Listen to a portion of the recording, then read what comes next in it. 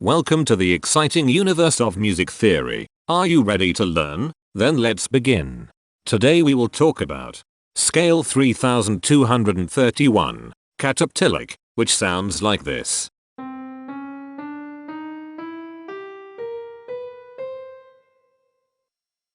This scale has 8 tones, which means it is called an octatonic scale.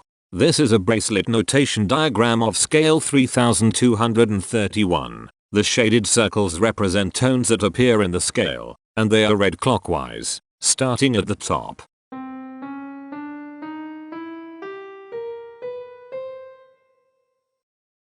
The pitch class set for this scale is 0, 1, 2, 3, 4, 7, 10, 11. The fault class is 8, 3. This set is not prime.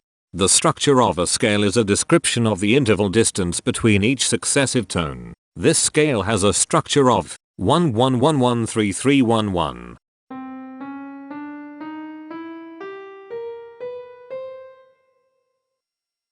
The binary representation of this scale is determined by mapping tones of the scale to binary digits. Each binary digit represents a power of 2.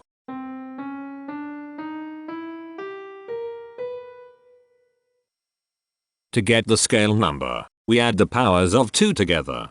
The powers of 2 that are present in the scale, all added together, equals 3231. That is why the scale number, in decimal, is 3231. The scale number not only enumerates the scale with a unique index, but it also literally describes the tonal content of the scale. Represented as a binary number in base 2, the scale number is 110010011111.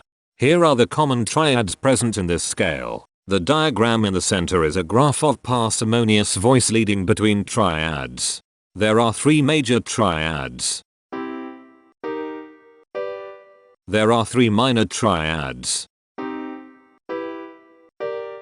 There is 1 augmented triad. There are 4 diminished triads. Here is a Hamiltonian path of parsimonious voice leading that uses all the triads.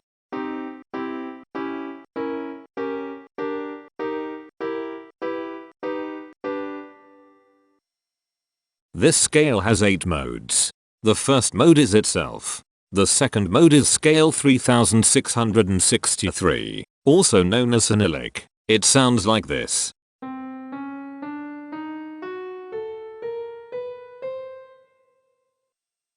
The third mode is scale 3879, also known as Imperfections. It sounds like this.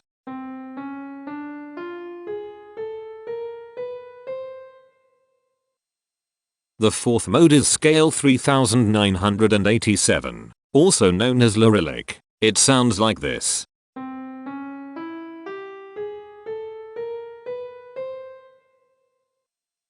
The fifth mode is scale 4041, also known as Cyrillic. It sounds like this.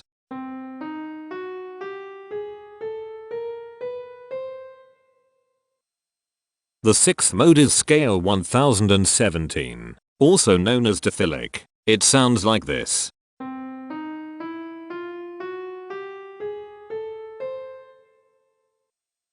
The seventh mode is scale 639. Also known as Anarylic. It sounds like this.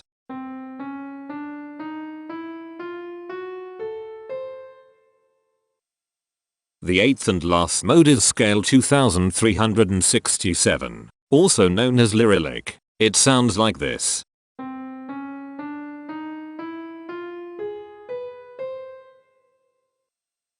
Imperfections are tones that have no tone, a perfect fifth interval above them. This scale has 4 imperfections. They are at positions here, here, here, and here. Hemitones are instances where 2 tones in the scale are a semitone apart. This scale has 6 hemitones. They are at positions here, here, here, here, here, and here. Cohemitones are instances where 2 hemitones are beside each other. This scale has 5 cohemitones. They are at positions here, here, here, here, and here. The distribution spectra describes the size of each of the scale steps, which in turn describes how evenly spaced the tones are. A generic interval is how many scale steps are between one tone and another. A specific interval is how many semitones apart they are. The generic interval of one scale step comes in two different specific interval sizes, 1 semitone and 3 semitones. The spectrum width of this generic interval is the highest, 3, minus the lowest, 1, which equals 2. The generic interval of two scale steps comes in three different specific interval sizes, 2 semitones, 4 semitones, and 6 semitones. The spectrum width of this generic interval is 4. The generic interval of 3 scale steps comes in 3 different specific interval sizes, 3 semitones, 5 semitones, and 7 semitones. The spectrum width of this generic interval is 4. The generic interval of 4 scale steps comes in 3 different specific interval sizes, 4 semitones, 6 semitones, and 8 semitones. The spectrum width of this generic interval is 4. The generic interval of 5 scale steps comes in 3 different specific interval sizes, 5 semitones, 7 semitones, and 9 semitones. The spectrum width of this generic interval is 4.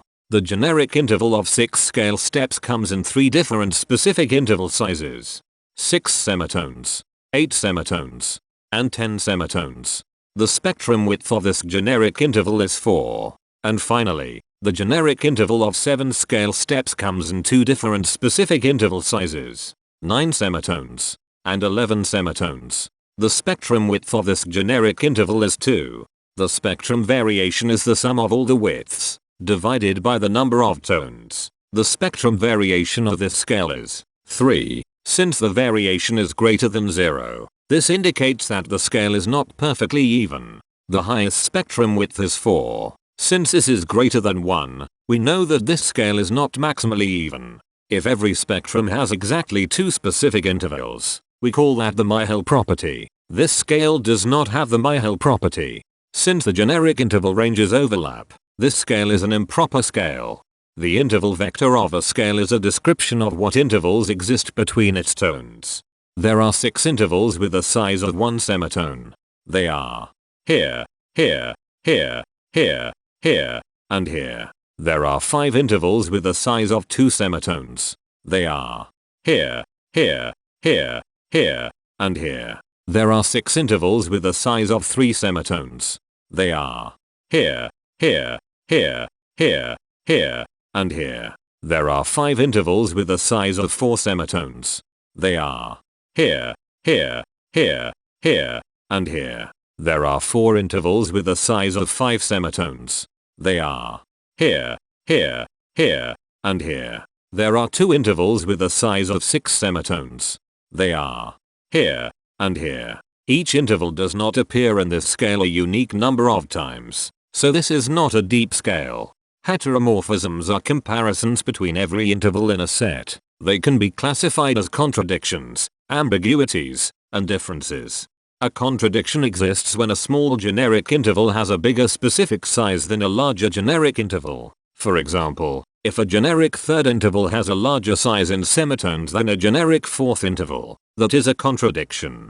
The number of contradictions in this scale is 94. An ambiguity exists when 2 intervals have the same specific size, but they have different generic intervals. For example, if a generic fourth and a generic third interval are the same size in semitones, that is an ambiguity. The number of ambiguities in this scale is 41. A difference exists when 2 intervals have the same generic size, but different specific sizes. For example, a major third and a minor third both have the same generic size, but they have different sizes when measured in semitones. The number of differences in this scale is 119. The coherence quotient measures the proportion of ambiguities and contradictions among a set's intervals. A scale with a higher coherence quotient is a good candidate for musical usefulness. The coherence quotient is 0.492. The sameness quotient measures the proportion of heteromorphic differences among a set's intervals. A scale with a higher sameness has fewer differences, so it is also a good candidate for musical usefulness. The sameness quotient is 0.393. This scale has reflective symmetry across an axis positioned one semitone from the root. This scale has a different pattern of intervals ascending and descending, so it is not palindromic. This scale has one ridge tone. Here, the balance of a scale depends whether the tones are spaced equally enough for the center of gravity to be in the center of the scale.